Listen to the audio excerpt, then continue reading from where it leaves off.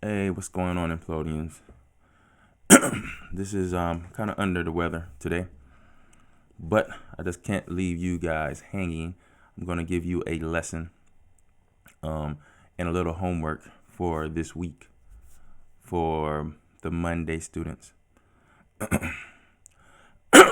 We have especially for Yashwant, Nareda, um, Tanush, and Shavank. Um, this is a lesson for you. And what I want you to do for your homework is um, I want you to practice in your games giving a pawn or giving material for some development lead or uh, another imbalance. For instance, like there's openings like the Binko Gambit, Smith-Moore Gambit, those types of things. A gambit is where you invest a pawn into your development lead. Material versus development. Okay. Matter is the material because it's something that you can hold in your hand.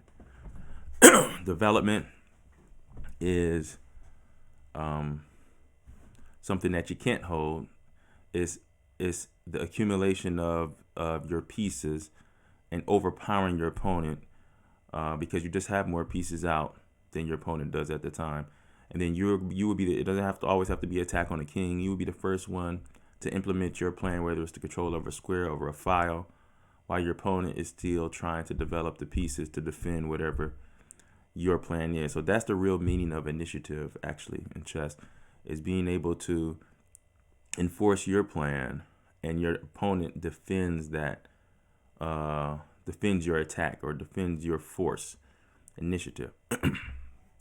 So I'm gonna show an example game of this, and this game was played, I believe, this morning, and this game was between Ding Liren and Timur Rajabov, and this is the final of the World Cup. The World Cup is a tournament where there is 128 players, and it's a knockout tournament. So first there's 128, then it goes down to 64, then at 32, 16, 8, 4, and then now it's only 2 left.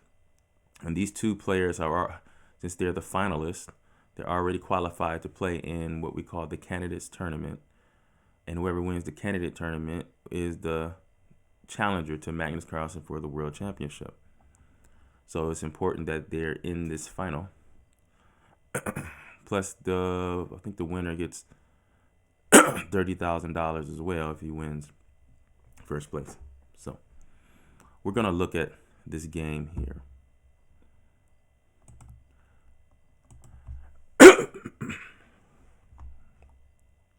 Let's make sure I got this. Yeah, okay. All right. So the first move that was played. Actually, let me make sure that I have.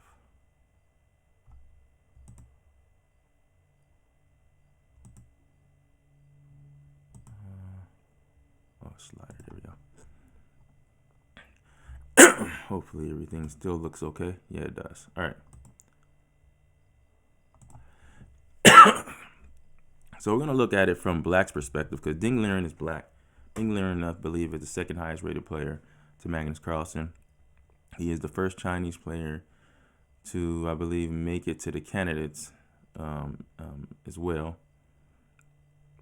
And here he's playing Timur Rajabov, who is kind of an underdog. He made it all the way to the final, even though he wasn't near the top of the rating list. He's a grandmaster, but he's not one of the top grandmasters out there. Game started with e4, e5, knight f3, knight c6, bishop b5, a6, and then,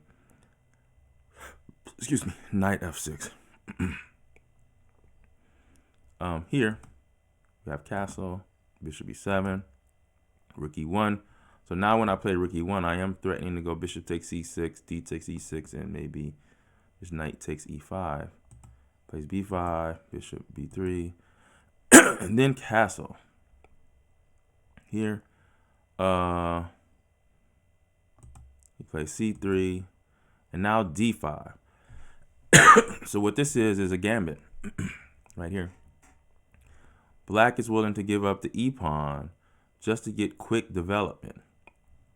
So white takes it.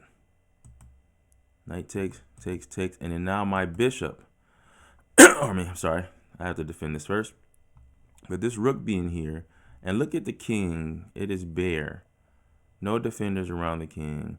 And look at the bishop still on c1, knight on b1, the rook is way over here in the corner. The best piece that white has is this bishop here. But black has these two nice bishops aiming at the king side. So this is a reason. This is a big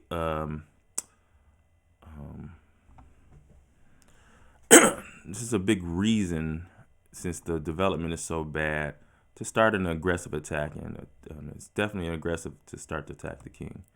So d3 is played because I do want to develop my bishop eventually. Bishop to d6, getting the bishop on this really nice diagonal. Rook goes back to e1, and then he plays bishop to d3. Okay.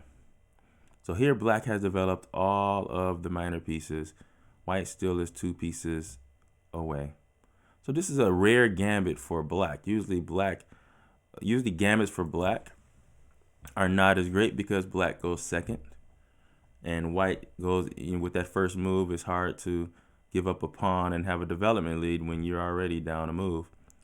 But this is one of those gambits for black that's actually really good. It's called the Marshall Gambit, and it comes when you're playing the black side of the Ruy Lopez.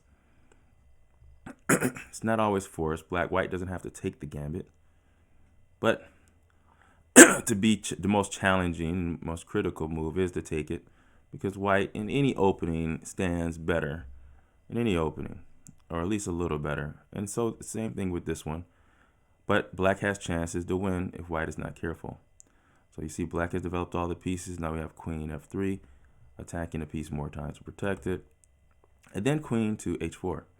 Now, it's not that we're going here hoping for a checkmate, right? Of course, this person is really good. Usually when you see these one move threats, it's just to make white weaken the squares around the king. That's all.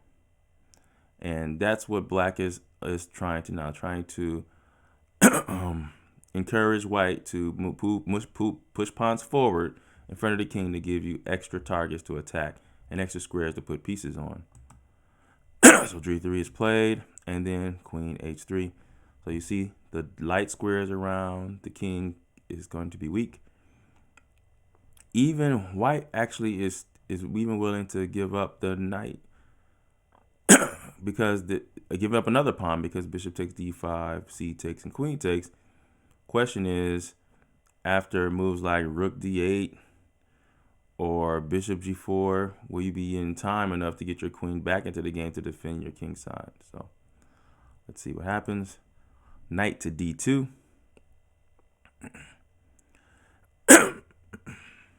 And he's trying his best to defend, maybe going knight f1. Rook a to e8, threatening an unprotected rook there. Knight to e4. Bishop g4. Everything is aggressive here. Notice everything is aggressive. Now here's a queen trade. Now black is down a pawn in trades here. And even though the queens are off the board, black still has enough initiative that he can even trade the queens off the board and still keep the development lead going. f5 is initiative here. Plays h3, bishop h5, and then bishop f4. Takes on f4, takes on d5, on e4, and then takes, and then now we see we have 2 pieces for a rook for black. Of course, this is pin here. And he finds a really unique way to get out of this pin. Check. This is really nice here.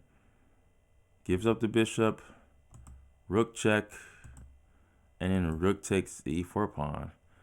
That was a really good way to get out of that pin. And now what you have here is equality. Black gains the pawn back at the price of a piece. And you see 5 pawns on each side of the board, even though white's pawns are kind of fractured. So I still would rather be white, maybe. Still 2 rooks on the board, and there's an open G file to use. But is this bishop better than this knight? That's a question as well. He trades. A4, rook on the second rank. Take, take, take, take, take, take, and take. And here they agree to a draw, especially since there's only 1 rook, 2 pawns for each side. The fracture of the pawns won't matter as much in this situation, and it's a draw. Actually, the Marshall Gambit is, a lot of the games in the Marshall Gambit are actually draws, even though it has a lot of play. Basically because the Marshall Gambit has been analyzed so much with computers over the years that they've analyzed the wild craziness like this game to a draw. Is very interesting about that gambit. So a gambit is something I want you guys to play. I want you to go on computer and look up a gambit, and I want you to practice this week on a gambit, right? Whether it's with black, whether it's white, I want you to practice this week and get used to the combination of development and material, right? The combination of development and material. How much material can you give up? Is it worth it for this much development? I want you to get a feel for that, because you're going to need that when you're going up the ranks to the higher levels, the development versus material, okay? And that's your homework for this week, all right? And and if you want to watch the next game of the World Cup, you can go to chessbase.com and watch that. Also, it might be on YouTube, maybe, the last game of the World Cup. It's a match of 2 between these 2 gentlemen, 2 grandmasters, and I think they have 1 more left. First game. This game was a draw. They have another game. If they draw that, then they go down to 25 minutes. If they draw those games and they're tied, then they go down to 10 minutes. If it's tied there, then they go down to 5 minutes. So it can be very exciting. So you might want to check that out. And I will see you guys, Yashwant, Shavank, Nareda, Tanush. I will see you guys next week. And if I have some makeup days or some cancellations, once I get a little bit better, I'll let your parents know about those as well. All right. Until next time, I'll see you guys later.